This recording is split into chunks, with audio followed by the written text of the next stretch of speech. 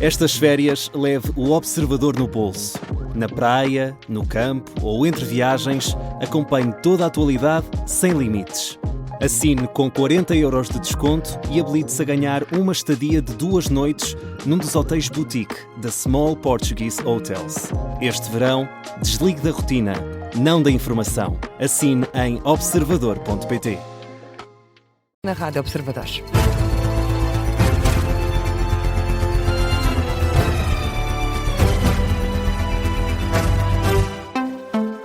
Começa agora o Jornal das 10 com Laura Figueiredo.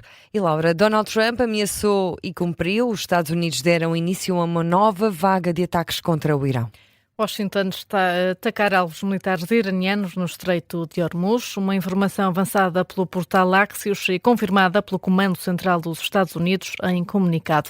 Nas redes sociais, o CENTCOM adianta que a ofensiva pretende degradar ainda mais a capacidade do Irão de ameaçar a liberdade de navegação no Estreito de Hormuz. Na mesma mensagem, os Estados Unidos dizem estar a responsabilizar o inimigo pela recente agressão injustificada contra navios comerciais e tripulações civis que navegavam livremente numa via marítima internacional vital. Entretanto, o Irão já deixou um aviso, diz que a resposta ao exército terrorista dos Estados Unidos será de grande escala. Esta é já a segunda noite consecutiva de ataques que tinham sido prometidos esta tarde por Donald Trump, depois de ter anunciado que o cessar-fogo com o Irão chegou ao fim. O presidente norte-americano diz que os iranianos são doentes e que é uma perda de tempo lidar com eles.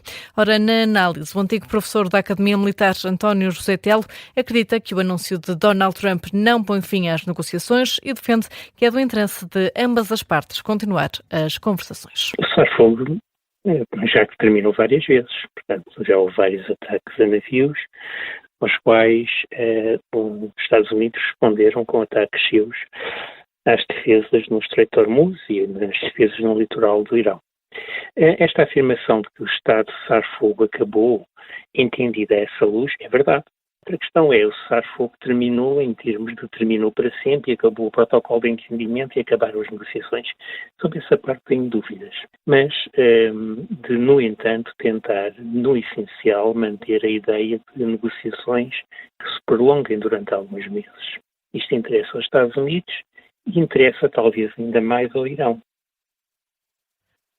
Análise de António José Telo, antigo professor da Academia Militar no Gabinete de Guerra, sobre o anúncio do fim de cessar-fogo entre Washington e Teherão, feito hoje por Donald Trump. Donald Trump, que diz estar a fazer progressos com os líderes dos países da NATO sobre a despesa em defesa. No ano passado, o líder norte-americano tinha feito um apelo à NATO para que os países-membros aumentassem a despesa de 2% para 5%. Hoje, na cimeira da NATO em Ankara, na Turquia, Donald Trump garante que alguns dos países já aceitaram e diz que os restantes vão também acabar por aceitar.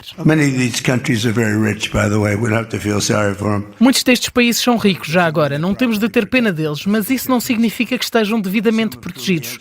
Alguns já responderam ao nosso apelo e outros estão a fazer grandes mudanças e vão acabar por aceitar. Estamos a discutir o progresso que cada membro está a fazer em direção aos 5% e vejo que estamos a fazer grandes progressos.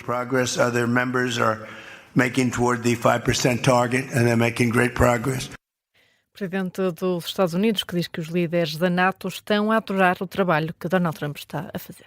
E Laura, falamos agora da situação de alerta em Almada. Está em vigor o corte de água em 15 localidades. Um corte que tinha início previsto para as 10 da noite e que vai durar até às 6 da manhã. Almada já decretou a situação de alerta. A autarquia decidiu reforçar medidas já em curso para garantir o abastecimento à população e a serviços essenciais. Estão previstos então cortes noturnos e a proibição destes usos não essenciais. Hugo Fortunato Oliveira. O cenário tem sido o mesmo para muitas pessoas. A partir das 10 da noite e até às 6 da manhã, a água não corre em Almada. Ao todo, são 15 as localidades abrangidas pelo corte total programado. São elas a Charneca da Caparica, a Aroeira, Marisol, Fonte da Telha, Palhais, Lazarim, Botequim, Vila Nova de Caparica, Capuchos, Pilotos, Funchalinho e ainda o Val Rosal, Val Cavala, Quintinhas e a Quinta de Santa Teresa. A água não vai chegar ao mesmo tempo a todas as torneiras do concelho. A reposição do abastecimento vai ser feita de forma gradual.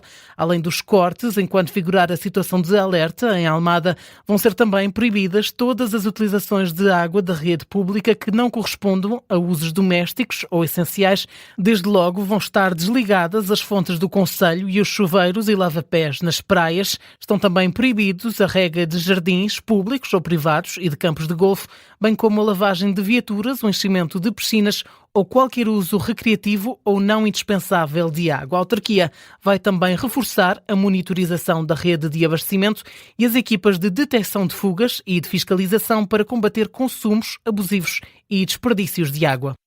Hugo Fortunato de Oliveira a resumir o comunicado conjunto da autarquia de Almada com os serviços municipalizados de água e saneamento. Ora, a situação já se arrasta há vários dias e tem trazido problemas, especialmente no setor da restauração. Miguel Pina Andrade. O cenário tem sido o mesmo para muitas pessoas no concelho de Almada. Os cortes sem aviso do abastecimento de água têm afetado os restaurantes do Paredão da Costa de Caparica, como é o caso do Café do Mar. Para o proprietário Miguel Paulino, esta tem sido a realidade na última semana e quando há água é motivo de surpresa. Na realidade foi completamente sem aviso, quinta, sexta, sábado, domingo, segunda, terça, ontem foi igual. Hoje é um dia que temos água normalmente ou anormalmente. Falta de água nas torneiras, mas há um problema ainda maior. As casas de banho. É muito complicado, temos que fechar normalmente ao fim de uma hora, os serviços sanitários e na realidade isso também tem afastado as pessoas daqui, as pessoas da praia, como se pode ver hoje, temos uma praia, um dia de sol permanente muito bom, um dia de praia espetacular e estamos para aí a 20% de ocupação. Menos pessoas na praia, menos clientes no estabelecimento de Miguel Paulino, que não tem resposta das autoridades competentes. A tentativa já foi feita, mas ainda não temos qualquer resposta. Os proprietários dos restaurantes vivem num cenário de incerteza, não sabem quando é que os cortes vão acontecer, nem por quanto tempo, mas a falta de água não afeta apenas a restauração. No Monte de Caparica a água vem e volta, e quando volta é a conta-gotas.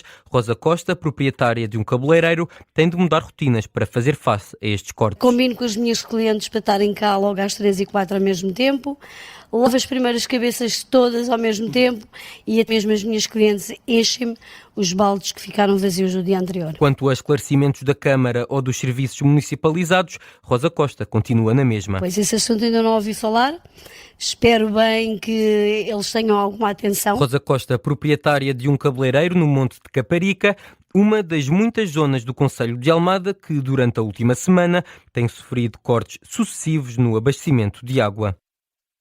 A reportagem do jornalista Miguel Pina Andrade em Almada, onde o setor da restauração está a ser bastante afetado pelas falhas no abastecimento de água.